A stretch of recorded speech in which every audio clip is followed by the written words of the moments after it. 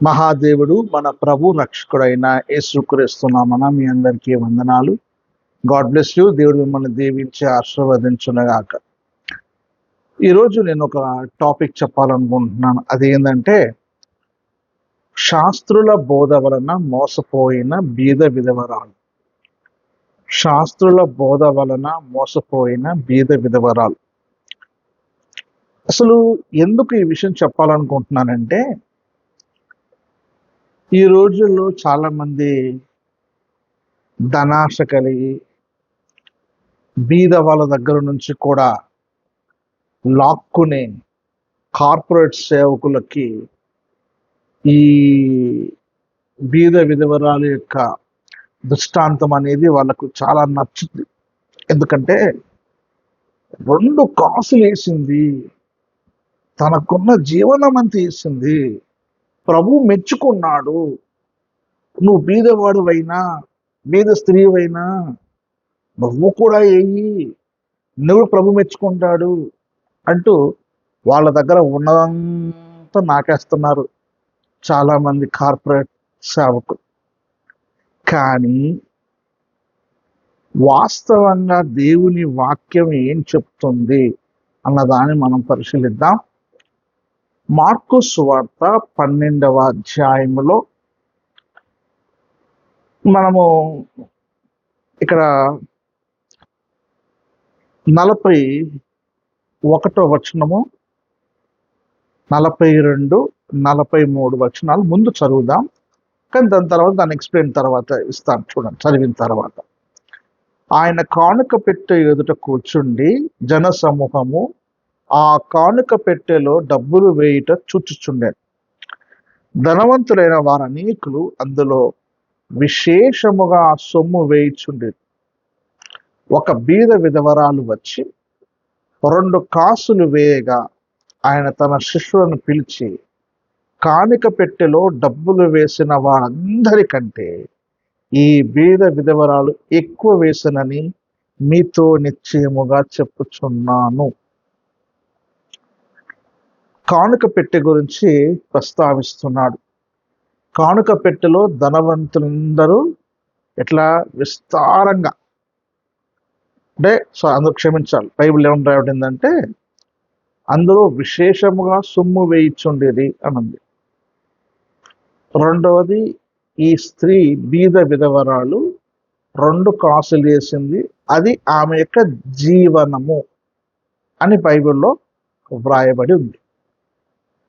అసలు ఇది ప్రభు హృదయాలు చూడగలిగిన, హృదయాలు ఎరగగలిగిన దేవుడు కాబట్టి ఆ 2 కాసులు ఆమె జీవనము అని మాట్లాడాడు. కానీ ఆమెను మెచ్చుకున్నాడని చెప్తూ చాలా మంది ఈరోజు నిన్ను కూడా ప్రభు మెచ్చుకుంటాడు, నిన్ను కూడా ప్రభు మెచ్చుకుంటాడు, నువ్వు కూడా నీకున్నదంతా ఇచ్చేయి అంటే. పాపం మన ప్రభుత్వం ఉంది కదా, తెలంగాణ ప్రభుత్వమైనా లేకపోతే ఆంధ్ర ప్రభుత్వమైనా విధవరాళ్ళకి, వితంతువులకి, అంగహీనులకి, వృద్ధులకి పెన్షన్లు ఇస్తాయి కదా.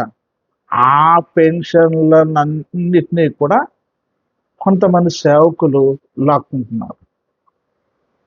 వాళ్ళకే పని చేసుకోలేని వారు కాబట్టి వాళ్ళు ఏ విధంగా జీవనం చేసుకోలేరు కాబట్టి ప్రభుత్వం ఏదో 2,000, 3,000, 4,000, 5,000 ఇస్తుంటే ఆ బీద విధవరాలను జ్ఞాపకం చేసుకోండి,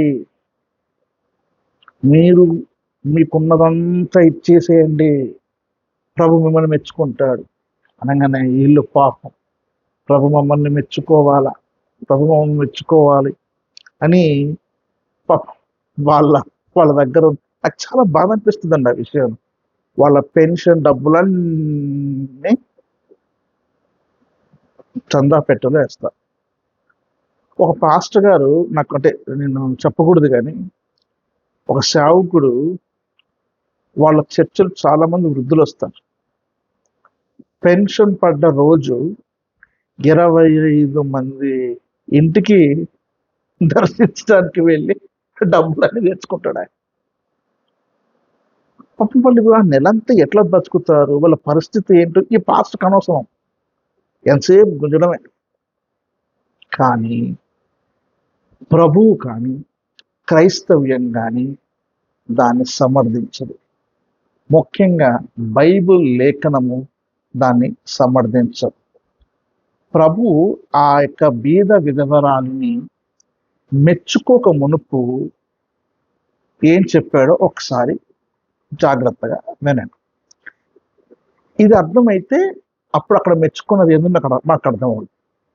మార్కు సువార్త 12వ అధ్యాయము 35వ వచనం చాలా జాగ్రత్తగా గమనించాలి. ఒకప్పుడు యేసు దేవాలయంలో బోధించుచుండగా, ఆయన బోధిస్తా ఉన్నాడు. ఆ దేవాలయంలో బోధిస్తూ ఇంకా 38వ వచనంలోకి వచ్చి, మరియు ఆయన వారికి బోధించుచు ఇట్లా బోధిస్తూ ఇట్లా అంటున్నాడు. ఏమని? శాస్త్రులను గురించి జాగ్రత్త పడుడి.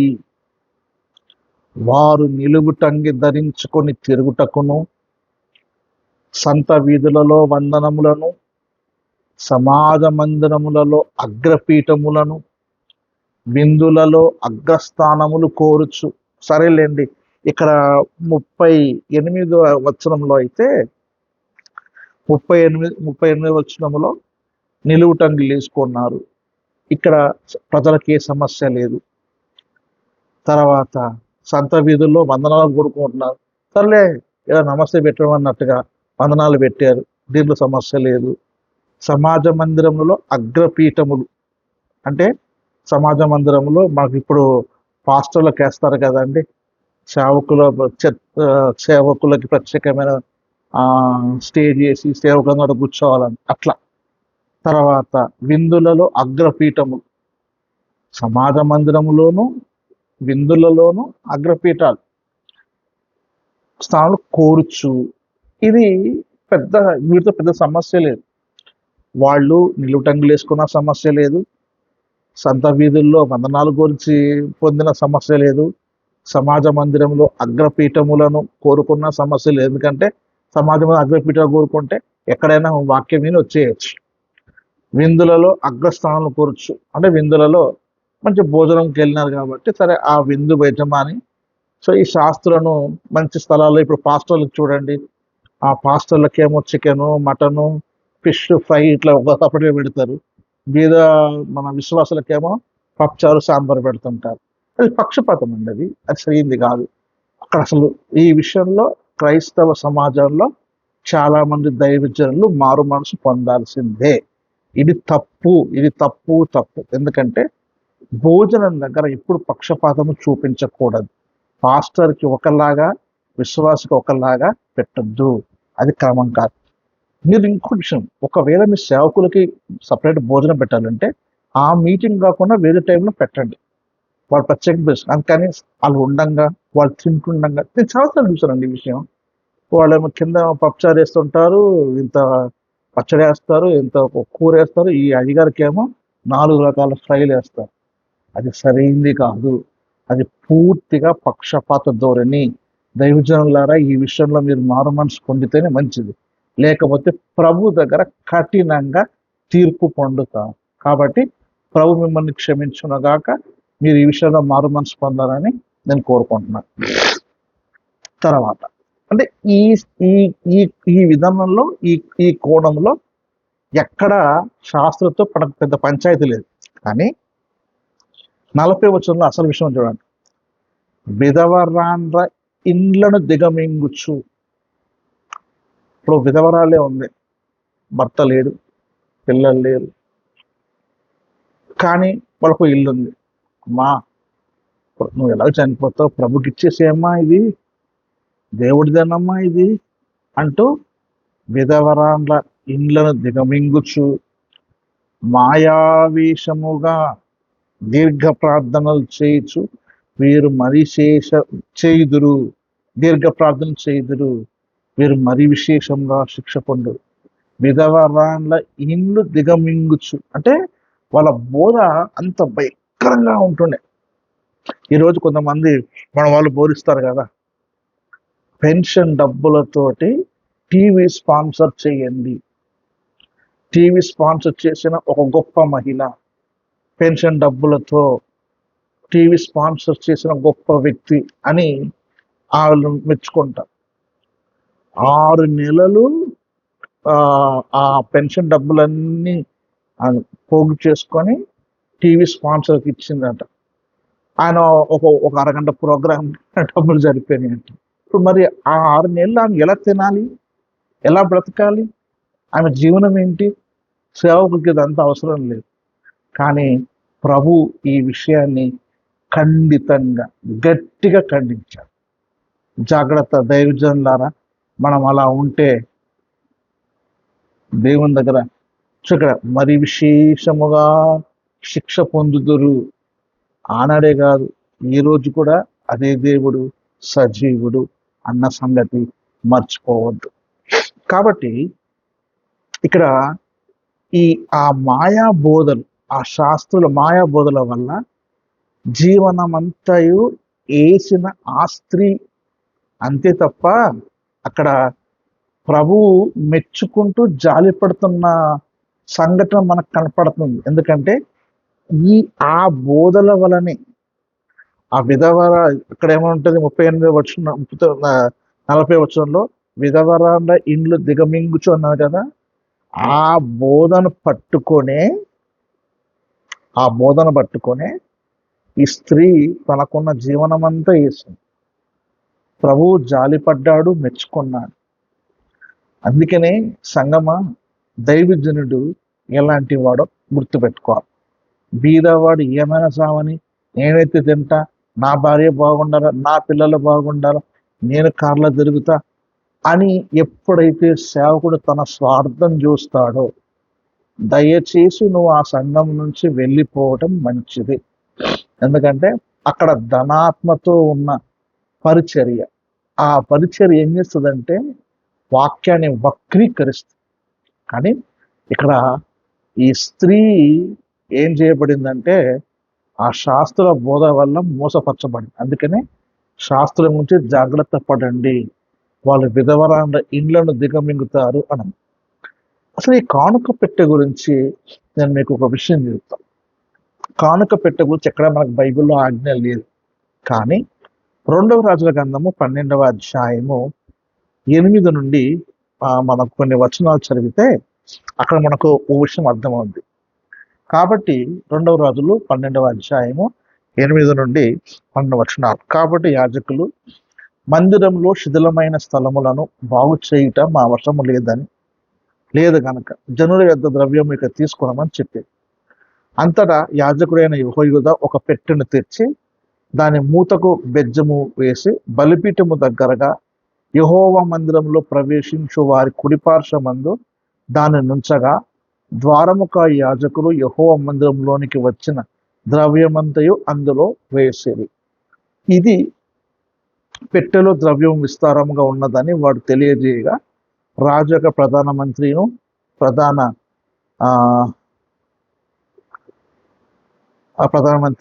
యాజకుడు వచ్చి యెహోవా మందిరం దొరికిన ద్రవ్యము లెక్క చూచి సంచుల్లో ఉంచి రద్ద చేసి ఏమనుంటుందంటే 12వ వచనంలో, యెహోవా ఆ మందిరమందు శిథిలమైన స్థలములను బాగు చేయుటకును మ్రాణులనేమి చెక్కబడిన రాళ్ళనేమి కొనుటకును మందిరము బాగు చేయటంలోను అయిన ఖర్చు అంతటిని ఆ ద్రవ్యం ఇచ్చుచు వచ్చేది. ఇలా 2వ రాజుల గ్రంథం 12వ అధ్యాయము 8 నుండి 12 వచనాలలో ఆ యొక్క దేవాలయం యొక్క కన్స్ట్రక్షన్ కి కొంచెం డబ్బులు కావాలి. దాని కొరకు వాళ్ళు ఒక బలిపీఠం పక్కన ఒక పెట్టె పెట్టారు. ఆ పెట్టెలో డబ్బులు వేస్తా వచ్చిన వాళ్ళు ఆ డబ్బులు ఆ దేవాలయ పనికి అంతా ఉపయోగించడం జరిగింది. అదే పెట్టె ప్రభు కాలంలో ఉంది. ఆ పెట్టె గురించి మాట్లాడుతున్నాడు. ఇక్కడ దశమ భాగం గురించి ఏమి ప్రస్తావించిన మాట కాదు. ఇక్కడ 2 కాసులు దశమ భాగం కాదు. ఇది తప్పుపోదా. ఇది కృతజ్ఞతగా దేవునికి కానుక వేయటం. అది మనకు బైబిల్లో కృతజ్ఞత అర్పణ అనిపించు ఆయన మందిరంలో ప్రవేశించడం అన్నట్టు. అలా కృతజ్ఞతగా దాన్ని మందిరంలోకి వచ్చిన ప్రతి వ్యక్తి కూడా కృతజ్ఞతగా ఎంతో కొంత కానుకేసి వెళ్తారు. ఆ కానుక పాస్టర్ గారు తీసుకోవద్దు. నేను చెప్పాలనుకుంటే అది సేవకు సంబంధించింది కాదు. అది ఆ యొక్క చర్చ్ కన్స్ట్రక్షన్, బిల్డింగ్ వాటికి సంబంధించింది. అయితే అలా సరే, దాని గురించి పక్క పెడదాం. కానీ బీదల దగ్గర, వాళ్ళు పని చేయని వాళ్ళ దగ్గర డబ్బులు తీసుకోవటం, అది ప్రభు కొరకు, ప్రభు పని అని చెప్పి బ్లాక్మెయిల్ చేయడం ఆనాడు శాస్త్రులు చేశారు, ఈనాడు పాస్టర్లు కూడా చేస్తున్నారు.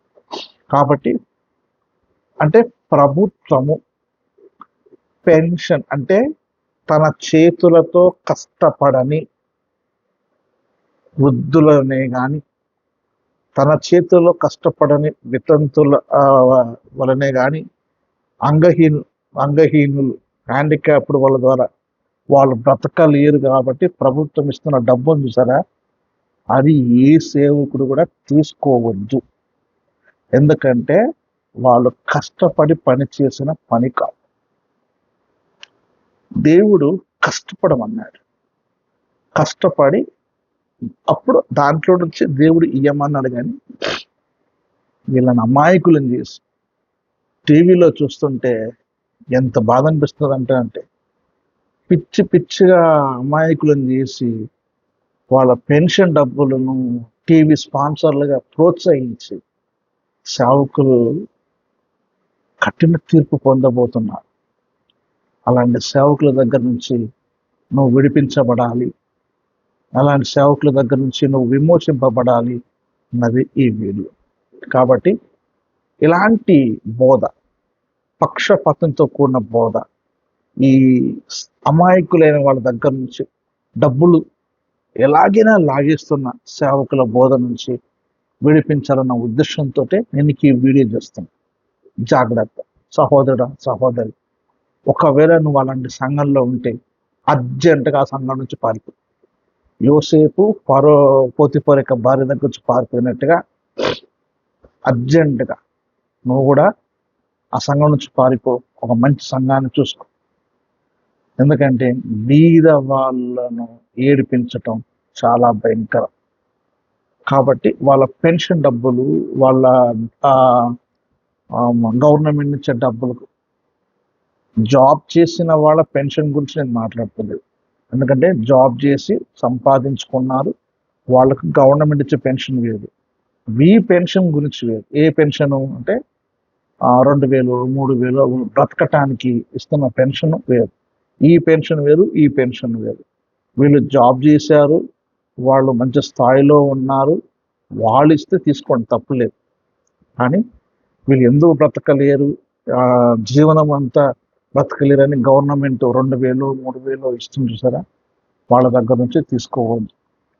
ఈ విషయంలో నేను చాలా స్ట్రిక్ట్గా ఈ విషయం ఖండిస్తున్నా. ఇది తప్పు.